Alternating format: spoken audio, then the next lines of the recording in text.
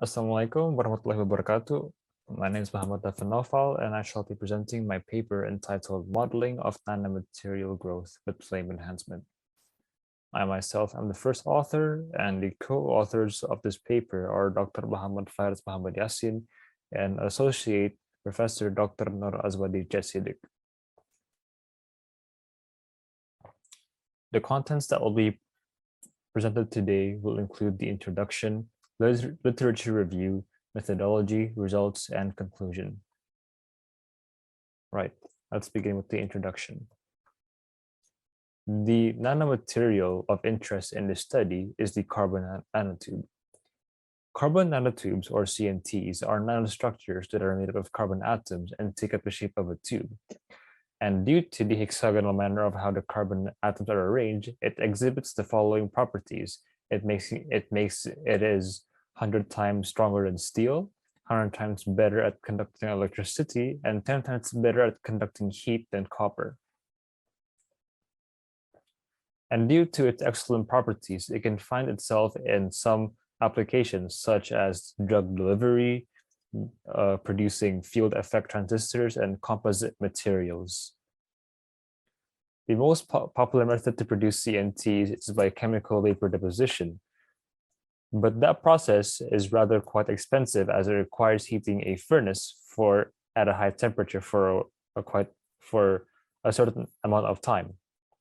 But for flame synthesis, the process is much more rapid, offering a more economical and efficient way of producing CNTs. Which brings us to the problem statement.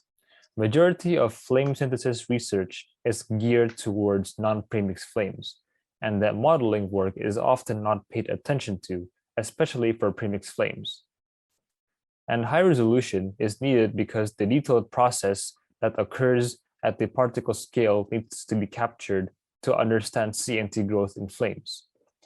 Therefore, bringing us to the objective of the study. The first one is to establish a baseline model for flame synthesis of CNTs using premix flames. And the second is to analyze the effects of varied equivalence ratio on CNT growth in premix flames using a multi-scale model approach at the flames scale and particle scale.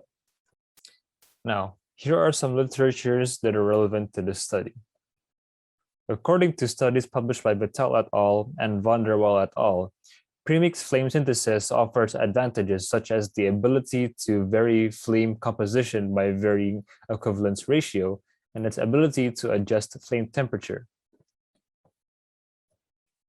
Now, when it comes to equivalence ratios, studies published by Tan et al. And Gopinath and Gore employ on using rich premix flames with equivalence ratios ranging from 1.37 to 2.2. Lastly, according to Wu et al., synthesis limits are sensitive to equivalence ratio variation, so careful attention needs to be paid to this parameter. Modeling studies in the past were also done to predict CNT growth. Hall et al. Used chemical kinetics to predict gas phase composition for various fuels in premix flames, and concluded that CNT diameter increases with carbon precursor concentration. Another one by Wen et al. Focused on modeling premix flames doped with an iron-based catalyst using ChemKin. The results obtained from the model were used in a particle scale model and predicted that CNT length increases with catalyst residence time. Lastly, Zainal also predicted using the same approach with a particle scale model based on the Naha-Paretsky model and found that increase in temperature and partial pressure improves CNT growth. Now, here is the methodology used in the study. Overall, it first begins by developing a premix flame CFP model. Overall, it begins by developing premix flame CFD model cases with varied equivalence ratio and ANSYS fluent.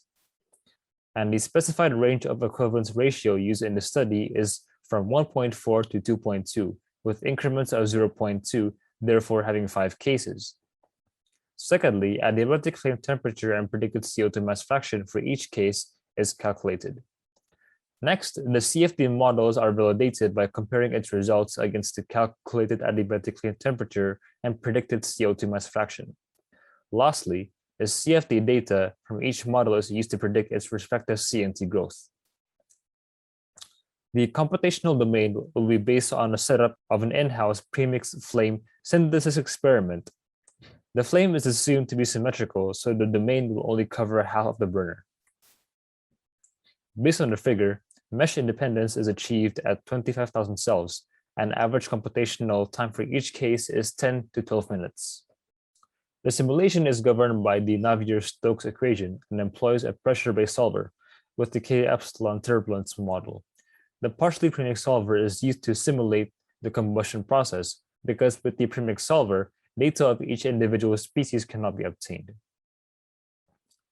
The validation process starts off by determining the balanced chemical equation for each case, which is based on the experimental conditions of the in-house experiment. The equations can then be used for predicting CO2 mass fraction and adiabatic flame temperature. And then the trend of the adiabatic flame temperature is also verified by comparing it against existing literature. And finally, the following parameters are compared with its results from CFD. CNT growth is predicted by employing an established growth rate model by Zinal, where it utilizes temperature and species mass fraction as its input from each model. The model is in the form of a set of ordinary differential equations solved using MATLAB, which predicts CNT length and growth regions. The employed growth time used in the study is 3 minutes, which is same as the in-house experiment. It is also worth mentioning that this study will be the first to employ the growth rate model by Zinal on a premix flame model. So, the boundary conditions utilized in the study are based on the experimental conditions of the in-house experiment. And as seen over here, the in-house experiment has a baseline equivalence ratio of 1.8. When generating the flamelet library, the oxidizer stream is treated as a nitrogen shield stream. This is to simulate the non-reacting shield gas and that the actual oxidizer itself is inside the fuel air stream. So, to sum up the methodology, the first problem and objective is achieved by developing a baseline premix flame model and validating it by thermodynamic analysis. And the second problem and objective is achieved by conducting a parametric study on varied equivalence ratio and determining CNT growth using an established growth rate model. Now, moving on to the results and discussion. The shield gas is simulated successfully, which is seen by only nitrogen being present in the outer annulus of the upstream of the burner, and that the maximum temperature of the baseline case is 2160 kelvins. However, in the real in-house experiment, the flame shape is actually flat instead of conical as seen over here. This is due to the inability to model the sintered metal and reaction rate that produces the flat flame. Due to this limitation, CNT growth analysis is done in terms of temperature and species mass fraction instead of space analysis. The calculated adiabatic flame temperature follows the trend wherewith equivalence ratio increases in lean conditions and decreases in rich conditions. The difference can be due to the method of computing the resulting temperature where constant pressure is assumed. After verifying the calculated temperatures, CFD models were developed for the other cases with varied equivalence ratio. And each case has its own specific name. For example, equivalence ratio 1.4 has a case name called case 1.4. Now, the validation of the premix flame model. Based on the figure on the middle over here, there seems to be a good agreement between the CFD and the calculated temperatures with an average difference of 10%. The difference is caused by not considering the shield gas during calculation and the method of computing. But the shield gas is taken into consideration when calculating the CO2 mass fraction, as it affects the final value significantly. There's a good agreement between the predicted CO2 mass fraction by CFD and by calculation, with an average difference of 30%. The difference is caused by species dissociation in CFD. Now, this figure over here showcases the overall map of CNT length within the space of the flame, with in the region of radial distance 8.5 millimeters and 55 millimeters height above burner, which is also the space in which CFD data was extracted to predict CNT length. Now, the contour on the left showcases the temperature contour, and the contour on the right showcases the CNT length contour. And based on this figure, the growth region tends to increase in radial size as the axial distance increases, which is indicated by observing the increase in temperature distribution becoming wider. However, as it approaches the tip, the growth region decreases due to the decreasing temperature distribution, therefore leading to the growth rate model predicting shorter CNT lengths. The flame front is also shown over here by the grid-like structure. This is obtained by creating an isosurface based on the highest 1% of the flame temperature. Now, here, this section discusses about the effects of the varied equivalence ratio on CNT growth.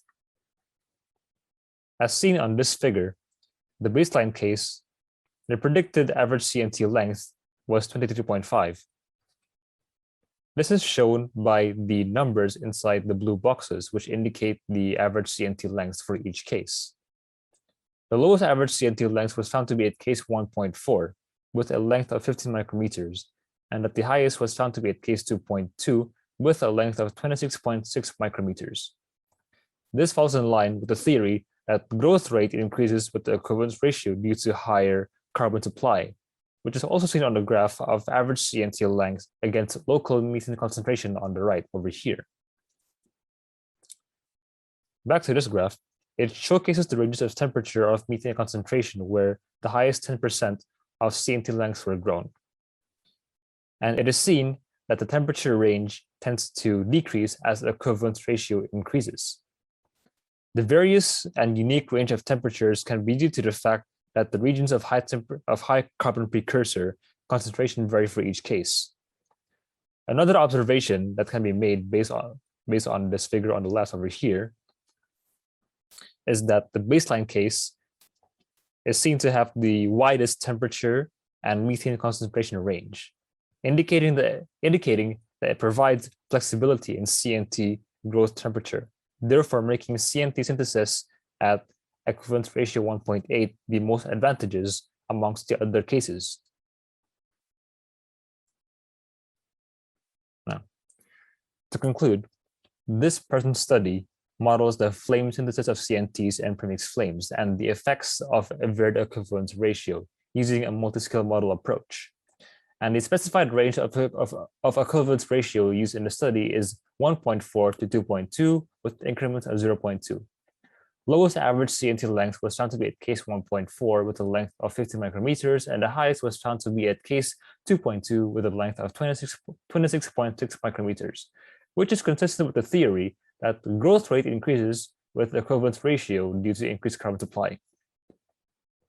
And lastly, growth temperature range tends to narrow down as the equivalence ratio increases, which is because as the equivalence ratio increases, the concentration of optimum carbon precursor tends to be more concentrated in a specific region. Here are the references used for this presentation. And that concludes my presentation, and thank you for listening. Wassalamualaikum warahmatullahi wabarakatuh.